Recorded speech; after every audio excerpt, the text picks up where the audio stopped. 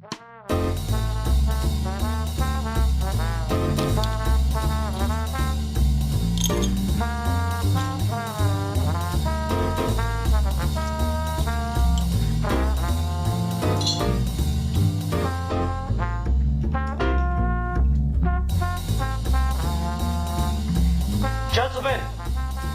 the time has come once again to discuss things.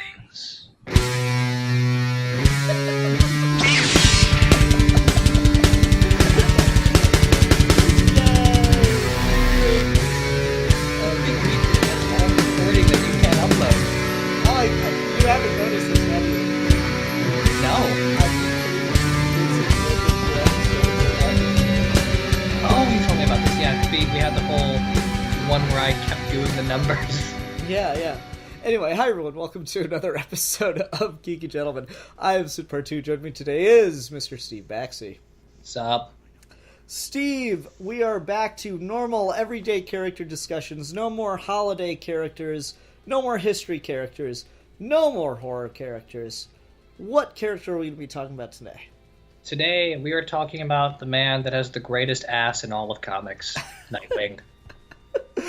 Bullshit! Nah, I'm kidding. I was going to go on some rant about Hal Jordan, but I don't have the energy for it. I never thought of it, and then I followed Gail Simone on Twitter, and I realized that Nightwing's ass is actually a topic of discussion and has been for several years. Oh, really now? Yes, apparently Nightwing's ass is the greatest ass in all of comics. Which, fair enough. Okay. I don't know who else to put in that bracket, but okay. Alright, so Nightwing, the first Robin, the mullet and ridiculous collar-wearing superhero. Now, I don't know if you'll mind or not, but when I picked him, I said Nightwing as opposed to Dick Grayson, and I did that really intentionally, because I kind of like separating Nightwing from his days as Robin. Okay, so you don't want to talk about the history of Robin at all. Well, let me ask you this, because I think this is just as important. Okay.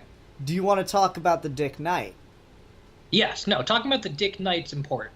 Okay. I just got to check, because, I don't feel like you can talk about the Dick Knight without talking, to some extent, about his career as Robin. And I don't think you can talk about Nightwing without talking about the fact that he was a Robin. We don't have to focus on his, relation to Bruce as Robin, but yeah, I feel like his history I don't want to necessarily matters. talk about, why Robin as a character existed or who Dick was for Bruce for decades and decades. I want to talk about, when Dick Grayson became a character, namely when he left for college and became Nightwing. yeah. No, that's totally fine, because I don't like Robins. Damian is the only Robin I actually like. That's fair. I love Robins. Yeah. Okay, let me ask you this. Who was the Robin when you first started reading? Was it Tim Drake? It was Tim Drake. My first Batman comic... Well, okay, no, that's kind of a lie. My first Batman comic I ever read was 10 Nights of the Beast with Jason Todd. Okay. But that was a comic my dad had that my dad kept for me long before I was reading anything. When I actively started reading comics on my own, it was Tim Drake. Okay. And see, I think a lot of people, their Robin is whoever was Robin when they started reading comics, like monthly. And for me, that was Damian. I'd read Trade for the longest time before going to monthly, and by the time I'd read Trade, I was all the way through Batman R.I.P. and I started buying monthly at Return of Bruce Wayne. So Damian was just kind of set up as the Robin at that point. But I'd read Tim, I'd read bits of Dick, I'd read bits of Jason, and so I felt like I'd already grown, they'd already had their stint, and now Damian was the Robin for me. So it's interesting how everyone has their own relation to Robin. But to get back to Dick Grayson, him being the first, him getting to have a character, and him being replaced as Robin with Jason, I think is really interesting, because was it Perez writing Teen Titans? It was Wolfman and Perez, yeah. Okay, yeah. It was mostly Marv Wolfman, because Marv Wolfman was on that book forever, and Perez had moments where he wrote 50 issues, disappeared, wrote 50 issues, disappeared. 50 issues and disappeared? Basically, yeah. That's only 10 years. No, that's fair. Perez and Wolfman and Perez are the definitive like Teen Titans team, and they are the reason Dick Grayson is not necessarily, for the most part, they're the reason Dick Grayson's version of Nightwing is the way he is. But a lot of that is more spearheaded, I think, by Marv Wolfman than it is Perez. No, that's fair. Because Wolfman's part of the reason Deathstroke's the way he is. He's part of the reason Nightwing stays on the Titans as long as he does. Nightwing was kind of his baby before Chuck Dixon took it over. No, that's fair. I just couldn't remember off the top of my head. No, so like it's interesting that Dick Grayson is this character who is Batman's sidekick for years and years and years. Like Robin was in Batman #1, right? So that's forever. Yep. And then Batman wasn't even a character for a full year before Robin showed up. Exactly, and they introduced him to give Bruce someone to explain things to, and he just kind of sticks in that role for the longest time. And then you get Wolfman and Perez working on Teen Titans, and they start to actually give him a character and evolve him. And then you get DC going, okay, well, we want Robin back, and we want to be able to do stuff with him in the Batman books still. And they're like, well, we don't want to give you this character back because we're actually doing things that people like with him. And so then that's how we get Jason Todd. And so I find the real world history of Nightwing maybe more interesting than I do the character history. That's fair. So there was this long period of time where I was reading Tim Drake, I was reading Batman, I was watching all the animated shows, and I hated Dick and I hated Nightwing. I thought Nightwing was the dumbest idea ever, in part because his actual history is really interesting, but Dick himself as a character always seemed subservient to whatever Batman needed his book to be, and I just didn't find it interesting. Then I read a shit ton of Nightwing, and I found out, oh shit, Dick Grayson's actually a really awesome character. Mm-hmm. Part of what, and maybe this is a good segue for why I wanted to talk about Dick Grayson, is what I realized reading Chuck Dixon's run is there's a particular issue where someone makes the claim that the most trusted person in the entire DC universe is Superman. The second most trusted person in the DC universe is Nightwing. Ooh. I love the idea that Nightwing is like this weird big brother to everyone in the DC universe. Not in a creepy way. Not in an Orwell way. Just like people go to Nightwing for advice and shit. Mm-hmm. And like he's a character that's perpetually stuck in his early 20s, but actually reads like a character who is in their early 20s. He's been through some shit. He's still relatable and young, but he's also really wise, and the younger characters look up to him, and the older characters know that they can trust him. Yeah. And I think that's fascinating. In particular, what really cemented this, and I thought really worked with him, is if you remember Batman the Animated Series, when Dick becomes Nightwing, he gets his own Shirley Walker theme, and if that music is a perfect blend of Superman and Batman's themes. Oh. And that's perfectly that character. Yeah, and I think that's the interesting thing that's been done with Dick Grayson. I can't remember who made the point, but it was in one of those Batman documentaries that came out around the time The Dark Knight was in theaters. And this one of the writers made the point that, okay, Bruce Wayne sees his parents die when he's 8 years old, and for an 8-year-old, that crushes your whole world. You have no preparation for how to deal with that. Dick sees it happen when he's 12, and he always in the back of his mind, he knew there was a chance that every time his parents performed, they could die. And so he's more prepared for that, which is why it's still tragic. It still affects him, especially because it's a murder. But it doesn't radically change him completely and break him the way it does Bruce Wayne. And why Nightwing can be, or that's why Dick Grayson can be a more optimistic character. Exactly. And that Bruce took years to channel what he became into Batman, and Dick had Robin initially, and actually got a point in his life where he grew out of that. There's a good stint of Teen Titans where Dick has decided to take off the Robin costume. He's not on the team anymore, and he's not Nightwing yet. Like, there's a good a year of comics where he's just Dick Grayson of the Teen Titans. Interesting. And there's also a point, and this is when he like goes back to the Haley Circus and everything, where like he's really having an interesting existential crisis of like he's kind of gotten over things, but as you pointed out, like he's always been prepared to get over things, and Tom King has a fun story where he talks about when he first got on the DC writing staff. He had like this big party with all of the other Batman writers, and one of the big ones, I think it was Denny O'Neil, asked a question of like, let's say Dick Grayson Dick Grayson's parents don't die, and he doesn't get adopted by Batman. Where is he in his 20s? And Tom King's answer was like, he'd probably still become a superhero or something. And Denny O'Neil's like, no, that's stupid and boring. Dick Grayson would like travel the world and stay in the circus.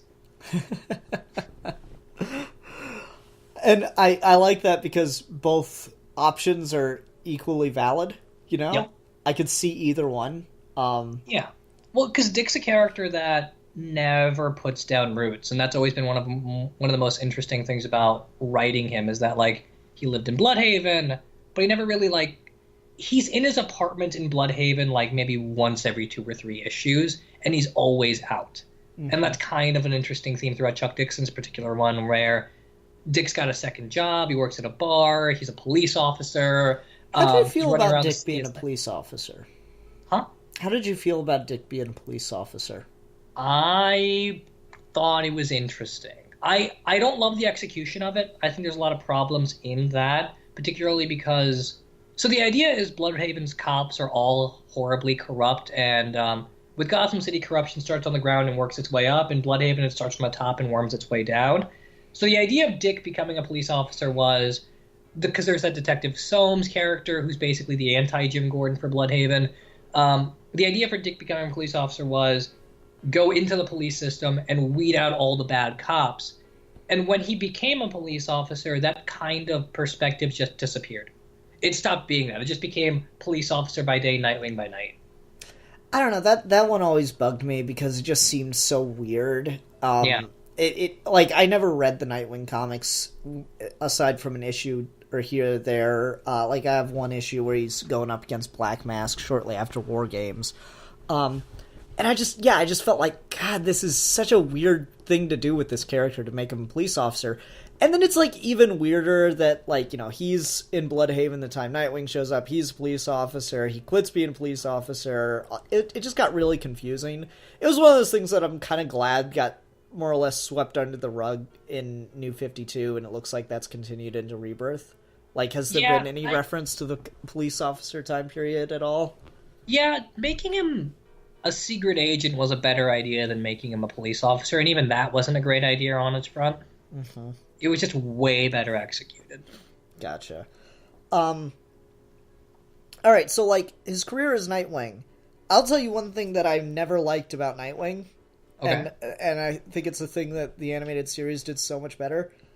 I hated the idea that Nightwing got to go to his own city. Like, we just created a city for Nightwing to go to. I thought that was the dumbest thing in the world. Okay, to be fair, that city existed in comics a little before that. A little before that. Like, what did they create? They set it up like 10 issues before he became Nightwing or something? No, it wasn't like that. It was, shit, when was it? Because he was Nightwing in Teen Titans, and Teen Titans took place in New York for, like, the longest time. Mm-hmm. I think Nightwing's not a city. I think Bloodhaven as a city has been around in the DC universe for the most part. It just didn't have, like, a characterization until Nightwing got moved there. I don't know, like, even if it existed beforehand, it was still created for Nightwing, in a way. It's created around Nightwing, yeah. Yeah. Like, even if it existed beforehand, it was still created for him, and I still don't like the idea that he would go anywhere else besides Gotham. See, I love the idea that he would leave Gotham. I think Batman's tied to Gotham in a way Dick is not. Dick doesn't give a shit about Gotham. Dick just is there because he had to be there for a certain period of time. Like, he's constantly on the road. It never made... I like the idea that he stays in Bloodhaven for a while to clean it up, but after it's clean, he doesn't need to stay there either. Like, he's a wanderer. I don't know, there's something to me about, like, the idea that he wants to wander, but he has found a family. And maybe it's just because I don't have as deep a connection to the character, but I find that kind of interesting. I like Dick Grayson still being in Gotham and just doing his own kind of thing as Nightwing, as opposed to being, you know, completely subservient to Batman. Well, I think if you put him in Gotham doing his own thing, he is still subservient to Batman. Like, Gotham is always Batman City. Doesn't matter how much Nightwing does there. giving him Bloodhaven gives him something, but I also don't think you need to anchor him there. Like, part of Dick's personality is that he's always on the road because of the circus thing, but it's not an escapist thing. Like, it's not that Dick's afraid of commitment or something. Okay. It's that he just gets bored. Mm-hmm. All right, that's fair. And I think that, and part of that why I like that is Dick as a contrast to Batman is a lot of fun, in particular when it comes to his rogues gallery. This is why I hate Deathstroke as a Batman villain. Deathstroke is an anti-Batman only if he's fighting Nightwing. He doesn't make any sense, really, or it's not an interesting conflict for Deathstroke and Batman to fight because Deathstroke's just a mercenary. When it comes to Nightwing, though, he's exactly like Bruce Wayne, where he's got his own butler, he sees Dick Grayson as, like, his apprentice, he gets paid to kill people as opposed to saving people with his money. Like, everything about Dick Grayson and everything about Batman is inverted in Deathstroke, and part of the reason Deathstroke and Nightwing have a relationship is because Dick has an example in Bruce to see why Deathstroke's a problem and wants to take him out. Like, they have like an anti-father-son relationship that Bruce does not have with Deathstroke at all, and it's not interesting when Bruce takes on Deathstroke. That's fair. I think Deathstroke's kind of evolved to just be more of a DCU villain. He has, but that also made him more generic in my view. Like, now he's just DC's premier mercenary in a way he wasn't when he was taking on the Teen Titans. No, that's fair. And like, you know, I grew up watching Teen Titans too, and like, that show I had a love-hate relationship with, but like, the Deathstroke episodes where like he was really heavily involved were really cool. Like, I remember the whole Dick Grayson as Robin impersonates, like, pretends to be a villain so he can get closer to Slade. That was some cool shit, you know? Yeah. Okay. So let's move on to the topic that I have the most experience with Dick Grayson on. Okay. Which is the Dick Knight era. Ah, the Dick Knight. I love the Dick Knight. Me too. It sounds like a really weird dildo. It's...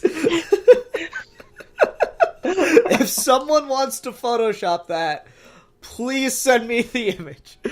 See, the other thing with that is, we're talking about the Dick Knight as a cool branding name with Knight as a K, but like, it could also just be in conversation, it's Dick Knight with an N.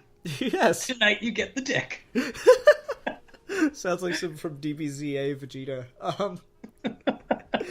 Anyway, so yes, the era in which Dick Grayson became Batman, written by Grant Morrison primarily, but the second time, third time really. Wait, what? That's like the third time Dick's been Nightwing for a long period of time. You mean Batman? Or Batman? Sorry. Okay, I've never known about the other two.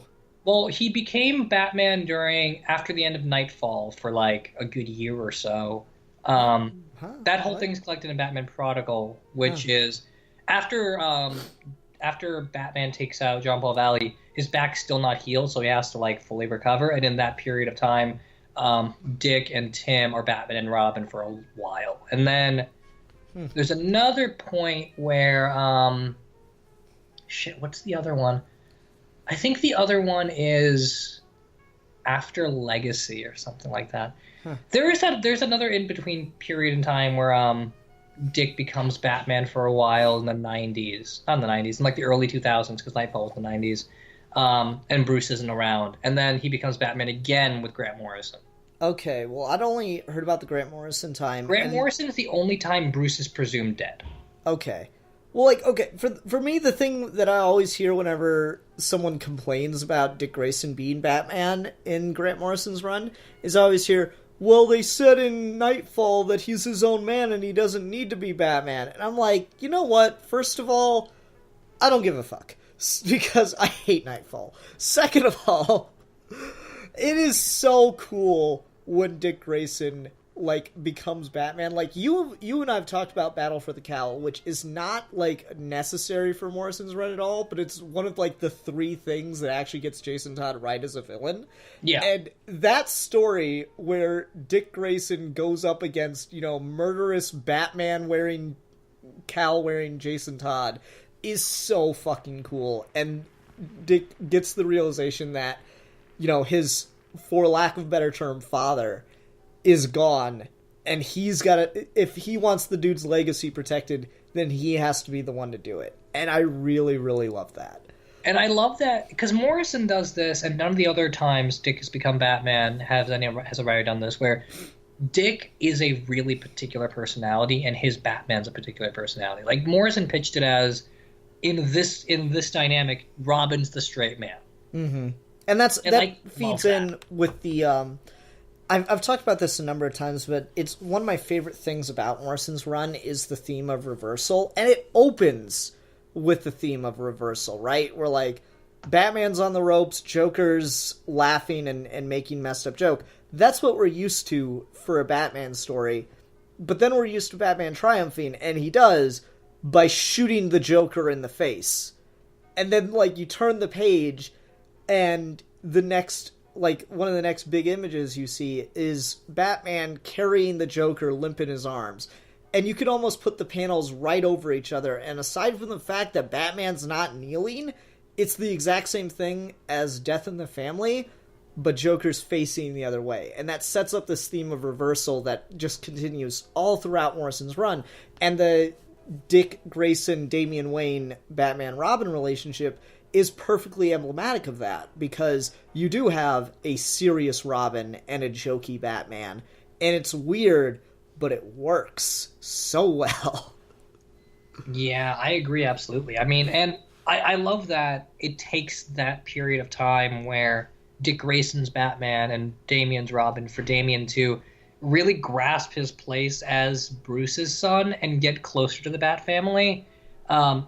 Dick being Damian's older brother or older brother figure throughout the rest of that era has always been really fascinating. I've never been the biggest fan of writing Dick as like the older brother to the Robins, but it works so well with Damian. Why don't you like that? In part because I think they're all so different and they kind of repeat it a lot. Like a lot of the beats with him and Damian are the same beats he had with Tim. And part of the problem I had with him and Tim being like older brother, younger brother is that they had such different skills. And it just didn't make... Anytime Nightwing like gave Tim advice, you had to dumb Tim down in order for that to work. Mm-hmm. And vice versa when Nightwing is working with Robin and Robin tells him something and it goes over Dick's head because Dick's not a computer person. That's always bothered me. And then when him and Jason have that older brother, younger brother thing, it's just awkward because it almost makes it seem like Jason's younger than he is, and he's not. Like, Jason and Dick are closer in age than the books ever make it seem. Yeah, like... It always makes it look like one Robin has to be less than they are in order for that to work, and the only time it works is with Damian. Yeah, it just does because Damian needed so much growth. Like... Tim Drake was kind of introduced as the golden boy, and that's why he's a lot of people's favorite Robins, is like Tim Drake could do no wrong. Dick Grayson was around forever, and then Jason Todd was like, okay, this is a bad idea, let's scrap it. But Damian was the character that was introduced to grow. Yeah. Like, what I love about Damian is he's still growing, right? Like, Super Sons doesn't feel like a regression for Damian. It feels like he's just a stubborn little kid, and he's learned lessons, but he doesn't necessarily know how to apply that day to day. Damian and John are like Goten and Trunks if they didn't suck. Yes! Oh, fucking yes. If Goten and Trunks weren't fucking assholes, it'd be great. Yeah. But anyway, to get back to Dick as Batman, I love that era of Dick and Batman, and like recently it came out that DC made Morrison rush his run because he wanted to tell like 5 years worth of Batman and Robin stories with Dick and Damian. Yep. Oh, that would have been so would have been the coolest. Morrison had like this whole like paradigm he was working on that was never going to happen, but yeah, he should have just asked for his own universe. Honestly, it might have saved us a lot of grief. But yeah, that he really should have just asked for his own universe, or when they decided to do New 52, he should have campaigned and just like, let me just end Batman and the rest of this universe properly. How's that? Yeah. Let's just get him to write every book in the pre-52. It'd have been fine. Yeah. Well, I mean, that was the funny thing is when I realized when I bought Battle for the Cowl from my comic shop, the guy was like, I go, oh wait, Morrison didn't write this one? He goes, he can't write it all, man. I'm like, why not? I know. And now it's, why can't Tom King write it all? Why can't Tom King and Grant Morrison get on a book together? I don't know how well that would work, but that would be so much fun. It would be weird, because Morrison has such a weird sense of dialogue and Tom King has such a minimalist sense. I don't know what that would read like. Well, like, maybe it'd be an only art book that they both plotted. Oh, I would love that. But anyway, yeah, Dick as Batman I always thought was a really cool and interesting concept. I had that initial problem of, like, when you make him Batman, you regress who he is, and I don't think that's the case when Morrison's writing it, because Morrison is writing him as a really particular type of Batman, that his Batman is basically his Nightwing. Except now he's got the added Robin dynamic, who's going to be more of that stern, no-joke figure with Damian. And I like that a lot of his Batman era, a lot of his time as Batman kind of carries over when we kept writing him as Nightwing. Because Nightwing doesn't have a utility belt. Nightwing has, like, these little pockets in his costume to, like, pull out random gadgets. And there's a really interesting point in, I want to say it's still pre-52? It may be New 52. There's an interesting point there where Dick says something along the lines of, like, having a utility belt for a while has kind of thrown off his rhythm, and he has to, like, change his Nightwing costume to adapt to that.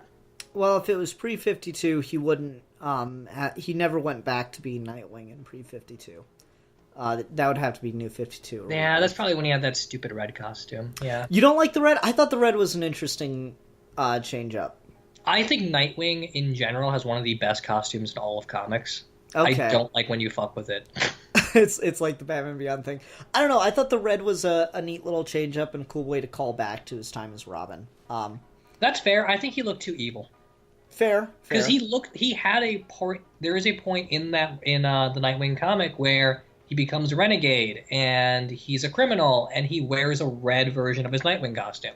Interesting. Okay. So, maybe like, doing that because that making him a hero just felt weird. Maybe that's just, like, that particular story arc is just stuck in your head, and that's why it felt weird to you. Yeah, it could be. Yeah, every time Nightwing's in red, it just makes me think that he's the bad guy. Okay. How did you feel about the fact that, like, he quit being Batman?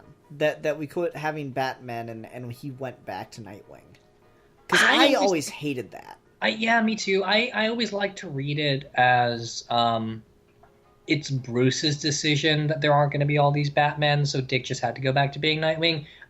There were certain, like, in Rebirth and New 52, there's annoying competing accounts of, like, whether or not Dick made the active choice to not be Batman anymore. Not wanting to be Batman is a really particular thing to his character in versions outside of the comics that aren't really there in the Nightwing series. Like, he didn't want to necessarily be Batman in Nightfall, but he would have been fine to do it if Bruce asked. Like, there isn't some weird, like, hang-up in wearing that cowl that I feel like people inject into him. Like, Dick is not an insecure character. Mm-hmm. And it's kind of annoying when they make it seem like Batman's an insecurity for him. That's I agree. And, like, that Dick is, like, the most kind of fully rounded, honest, expressed characters in comics. Like, dude's got no baggage. He's fine. He's happy. Yeah. But I do like that, like, at first becoming Batman was kind of intimidating to him. Like, I remember the issue where he decided to become Batman, to stop being Nightwing when Bruce was gone. And he's, like, having this conversation with Alfred, and he's talking about Damian needs mentorship, but he needs some time to be Batman so that he can get it right, so that he can know what he's doing. And, like, he goes, I'll have to take Damian out with me. He needs this structure. And Alfred goes, you did too. And then he's like, and then there'll be nights I'm gonna have to go out alone so I can get in the right headspace. He's like, Bruce did the same. And I really like that, like, you know, Dick Grayson was kind of this guy who left Bruce because he felt like he wasn't evolving enough, but I liked putting him into that position where he kind of started to see where Bruce was coming from. Yeah. In the regards of, like, what do you do with a kid that wants to go out and get shot at? Like, how do you deal with that responsibility? Because the most responsible thing would probably be to say, no, you're not doing that. But then what if they sneak out and go get in trouble on their own? Which is exactly what Damien was doing at that point. Yeah, absolutely. And so it was so interesting because, you know, it's not like one solid version, but we've seen that in Nightwing Origins, or Robin Origins, Dick Grayson Robin Origins, that, like, he lives with Bruce Wayne as Dick Grayson for a while, then he finds out the secret and he starts going out on his own, because at first Bruce doesn't want a sidekick kind of thing. He doesn't want to put the kid in danger. And then he has to come to that realization that if you're going to do it, I can't really stop you, so I'm going to teach you how to do it right. Yeah. And that's just a perfectly reasonable thing to do in superhero universes, is just train children in every form of martial arts so that they can fight crime. Oh no, absolutely. Isn't that what you're going to do to your kid? I mean, you know, I was thinking maybe go through the supervillain route, like train them from birth to fight and take over the world. That works too. I guess we could need it at this point. Mm-hmm. So how did you feel about Grayson and Agent 37 and all of that shit? I say shit. I have mixed feelings on it, but I've not read a single panel. Okay, that's fair. So for those that don't know, towards the end of the New 52, there was this event. Which one was it? Was it Trinity War? I have no idea. I forget. I think it's Trinity War. Something happened, and Spiral and Dick Grayson became a secret agent. Yeah, it was either no, it wasn't Trinity. Okay, no, it was Forever Evil. It was Forever Evil. There were so many fucking events in New 52. I hate it. It was Forever Evil, where at the end of it, Dick. Not the end of it, the start of it. It's like the ending of the first issue, where Dick Grayson's secret identity is revealed to the entire world. And the story kind of ends with Dick is dead. Turns out he's not dead because there's no way anyone's killing Dick Grayson. There's a long history of Dan Didio trying to kill Dick Grayson, and it never happened. He was going to die instead of Superboy at the end of Infinite Crisis. Infinity Crisis. Thanos shows up in the DC universe. Oh my god, it'd be amazing. But no, there's a long history of DC in the 2000s trying to kill Dick Grayson, and the one time they did it is Forever Evil, except he's not really dead. And Bruce has a whole thing where, like, maybe you should just, like, stay dead, and he becomes an agent of Spiral, and he becomes Agent 37, which is when Tim Seeley and Tom King co-write that book for, like, 20 or 30 issues, something in that range. And it's basically, what if Dick Grayson became James Bond? Yeah. And I hate the idea. Like, I want Dick Grayson to be Nightwing. I don't like the whole expose secret identity and then pretend like it hasn't happened and give him a new status quo. Because the big problem with Grayson on the onset and the big problem with the ending is, if everyone knows Dick Grayson is Nightwing, how the fuck is he a secret agent? Everyone knows who Dick Grayson is now. And then the ending was, well, Spiral erased the information of Dick Grayson being Nightwing from all known computer-based databases. And, like, no. That doesn't erase the fact that people know who the fuck Dick Grayson is. It's the dumbest thing. Like, the annoying thing about that event is the world had to learn that Dick Grayson was a person and that this person was Nightwing.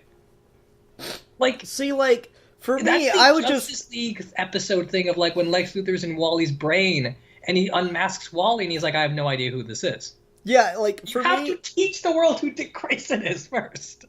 For me, I would just like for, like, everyone to know, oh, Dick Grayson is Nightwing, and for everyone to be like, who the fuck is Nightwing? Either way, right? Like, it doesn't. You have to make Nightwing and Dick Grayson a much bigger deal for the whole universe for that to work anyway. Well, but it's just funny because in New 52, the exact same plot point was used at almost the exact same time, but to better effect in Action Comics and Superman, where Lois Lane reveals Clark Kent's secret identity. Yeah, that's true. And also the thing that's kind of spoiled exposing secret identities for me is Daredevil when Bendis did it. Mm-hmm. Like, there's just no higher so well. standard of a superhero living with his identity exposed than Daredevil by Bendis. Even Mark Waid did. I don't like Mark Waid's Daredevil run, but even that doesn't even touch Bendis's identity thing. But anyway, so the premise is awful, and you kind of have to give it that, and the ending is awful, and you kind of have to give it that. But the idea of the book is Dick Grayson for the DC universe is a really weird taken off sex symbol. And there's a long history of sexism in comics, and particularly misogynistic sexism in spy fiction. So let's just make a book where Dick Grayson, the embodiment of all of these tropes, now as a secret agent, is the sex object constantly. And it's hilarious. Like, dude gets stripped naked and tied in weird bondage situations and picked up by random women who grope him all the time. And it's hilarious. I love it. It's so much fun. He's supposed to be suave and sophisticated, but every single time he's like the butt of the end of a sex joke, and it's great. That's amazing. Yeah, it's a lot of fun. And it's also indicative of what Tim Seeley can do with Dick Grayson, because his Rebirth run of Nightwing is pretty damn good. Nightwing hasn't had a good book in a long time, and Tim Seeley, I think, as far as modern audiences go, has the best voice for Dick Grayson I've read since Chuck Dixon. Okay. I've heard a lot of good things about that. I just don't give a fuck about Nightwing. That's fair. It's not a great run. There's a lot of problems. I don't like the way he reinvents a lot of Nightwing's rogue gallery and status in the universe, but the way he writes Dick's dialogue and just who Dick is as a person, he gets better than anyone since Chuck Dixon. That's cool. Now, Dick Grayson, not as Nightwing, but as Robin, is going to be in the new live-action Titans show, correct? He is. We even have a picture of him in the Robin costume, and it looks glorious. Yeah, that'll be interesting to see, because, once Dick Grayson's in the Titans, it's like you're waiting for the countdown for Nightwing, right? Oh, no, absolutely. So it'll be interesting to see what that show does, if anything, with that concept. Yeah, I really hope it... And by the cast list, it both is and is not borrowing from the animated Teen Titans show, which I enjoy parts of. My biggest problem with that show is that it never felt like Teen Titans to me, ever. Okay. The Justice League versus Teen Titans animated movie feels more like Teen Titans than anything Young Justice or the Teen Titans cartoon did. So I hope that it's not like that, and that they write Dick Grayson and the rest of the Titans cast more in that weird Trinity system that Marv Wolfman pioneered for that book. Mm-hmm.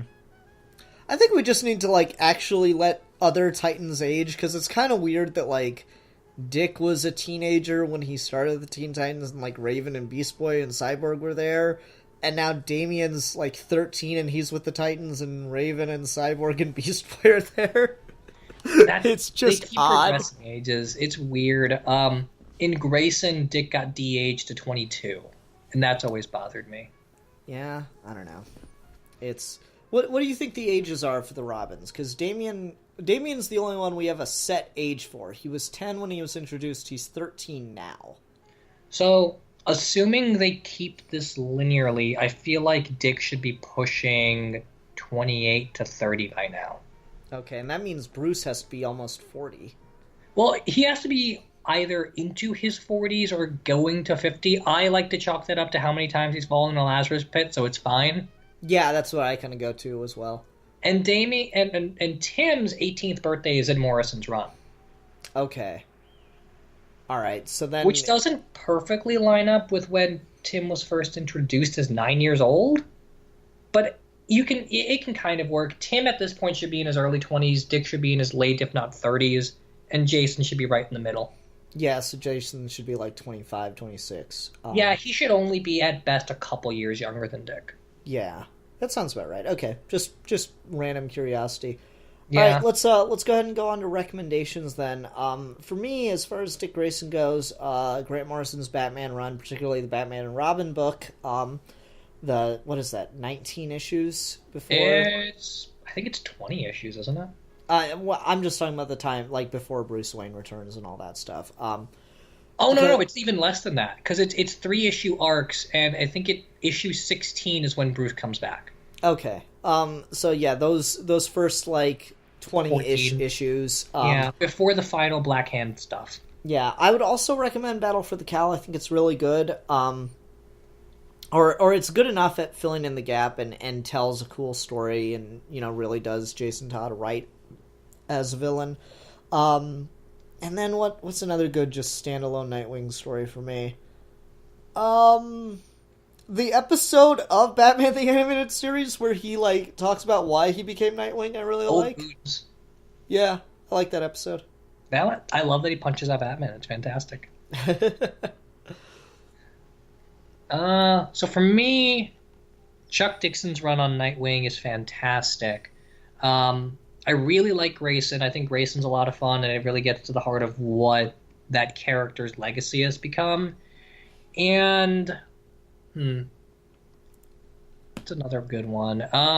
Nightwing Year One is really good. Nightwing Year One, I didn't talk a ton about, but there's a whole point there where Dick decides he's going to become Nightwing in the first issue, and the first issue is kind of explaining like a falling out that happened with Bruce and how he got fired and all that, which is a retcon from the Titans. But after that, he decides he's going to become Nightwing after talking to Superman, which is great because those two have like a really fun relationship with each other. And then Barbara helps him run around Gotham and Bloodhaven, just getting people to know who the hell Nightwing is, and it's adorable. Oh, that's fun. Like, they just beat up criminals. They're like, Nightwing did this. I'm like, who the hell's Nightwing? Oh, can I also recommend Joker's Last Laugh, since that has a big fucking, you know, fuck you to Nightwing in it, and I love it. Just like, it just puts him in like a really dark, shitty situation for no other reason than to put him in a dark, shitty situation, because that's what we did in the 2000s, and I kind of adore that about it. That's fair. I got a Nightwing shirt for Christmas, and I love it because Nightwing's got one of the coolest costumes ever. So also that. Buy Nightwing shirts. Buy Nightwing shirts. Okay, ladies and gentlemen, that'll do it for our Nightwing discussion. Next time, I reread Green Lantern, Tales of the Green Lantern Corps Volume 2, and so I want to talk about my personal favorite Green Lantern, Mogo. Ooh. Have we not done an episode on Mogo? No, we've only done Atrocitus. That's the only Green Lantern character we've talked about. Oh, okay. I feel like I've talked about Mogo with you at some point. But cool. Maybe off recording. I don't know. We should just record literally everything we say and just broadcast it constantly. We don't do that already? No. I just thought no one was watching. All right, everyone. Thanks very much for watching. Until next time, I'm the Philosopher. And I'm the Exile. And we are your Geeky Gentlemen. And we will be discussing things.